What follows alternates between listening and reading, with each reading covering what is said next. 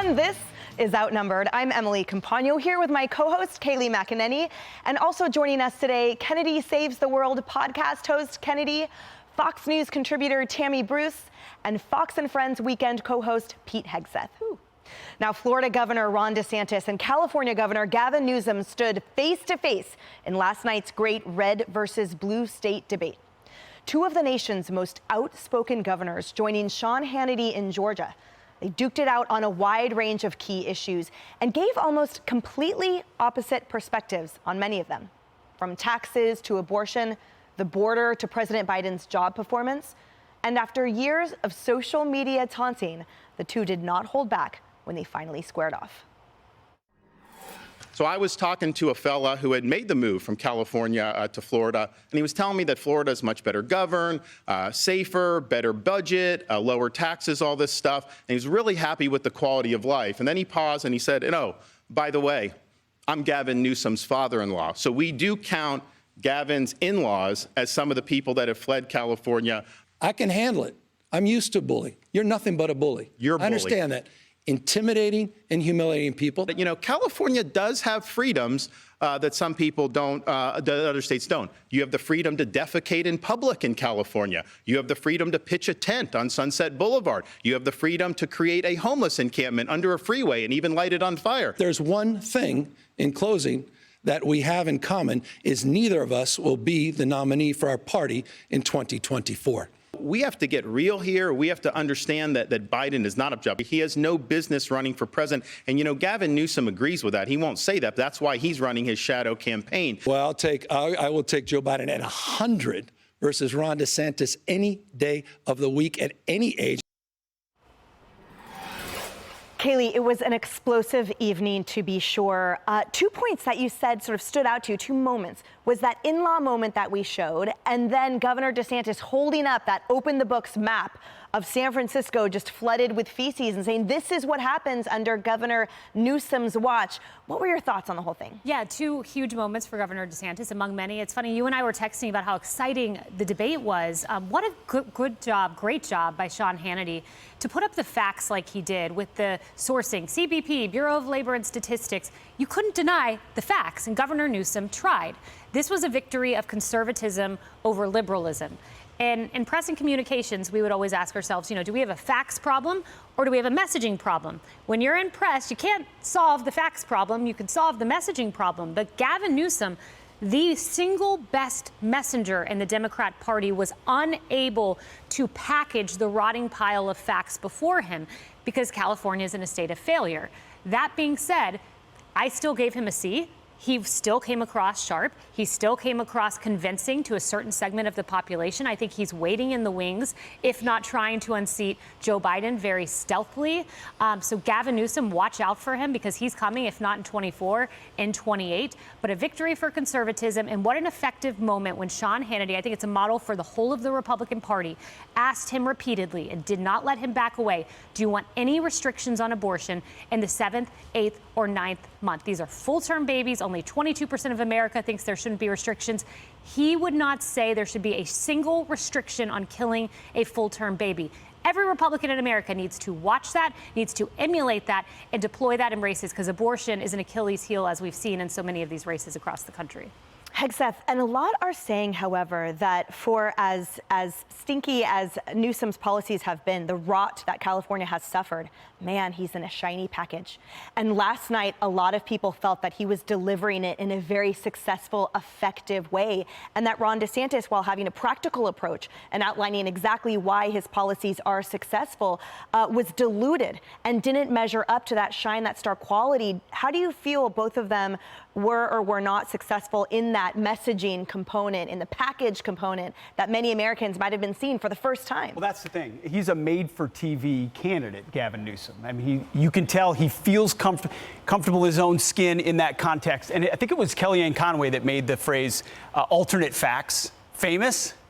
He perfected the idea of alternate facts last night. I mean, he would look at what went on screen. Here it is from the CDC, and he would say, not true, not true.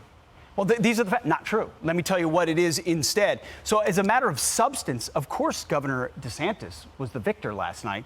But if you don't trust those facts or you're willing to obfuscate on that, he spun and spun and spun again, which shows you why he's such a deft politician. I do want to say what Sean Hannity did at the beginning is what the media should always do. He stood at the beginning and said, you know where I stand. I'm a conservative. This is my view. But I'm going to present the facts and have a debate here that doesn't necessarily always represent my opinion. What if one time someone from NBC or ABC actually did that? Hey, I'm a liberal, but I'm going to try to debate this fairly. Instead, they say, no, I'm the middle ground, and they never are. So I thought it was very well done by Sean. Tammy, let's talk about for a moment, or let's show, a moment between the two for a moment. So it's focusing on the border. Let's take a watch. Sure. This is a guy that says the Biden administration is not lying to the public about the border. They go to the White House briefing room every day. They say the border's secure. They are lying to you. I'm the only guy here that's a border state governor.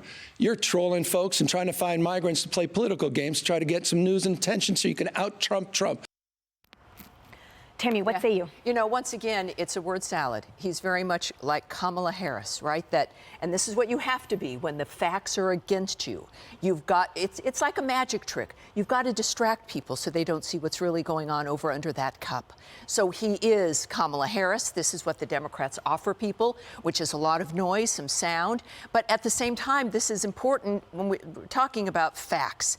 And this is what I think Ron DeSantis did very well with. He was prepared. It was smooth, but also authentic, a genuine guy, somewhat imperfect. And Americans now can determine immediately if you're dealing with a sharp, slimy guy, and the two can go together, or someone who, and they learned this from Trump, someone who maybe kind of is like shocking you a little bit, but he means it, and you know that he's serious and he's consistent.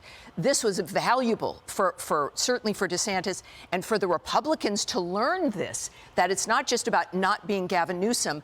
We saw Ron DeSantis last night as well. And the border is key. Every state is a border state now. He's not the only one. And certainly Florida is. There just is water at one part of that dynamic of a border state. So Americans now, with our lives in a free fall, the economy in a free fall, the world at war, Jews being attacked, are now, maybe we don't need, you know, the smart looking guy who's greasy with the hair and has the smarmy look and the head swivels and the grin. Enough already. Fascinating, Kennedy. So Tammy brought up Kamala, and there was a moment in between the two where Kamala was brought up. Let's take a watch. Joe Biden is in the pocket of the teachers union, and so is Kamala Harris. That's why they fought by the way, school it's not openings Kamala Harris. when he Shame came on in you. there. It's Kamala when they had Harris, that in Ron. there. It's Kamala Biden came Harris, into office Madam and he Vice brought in the President, teacher to you, union to Kamala be Harris. able to do Stop all these insulting different things.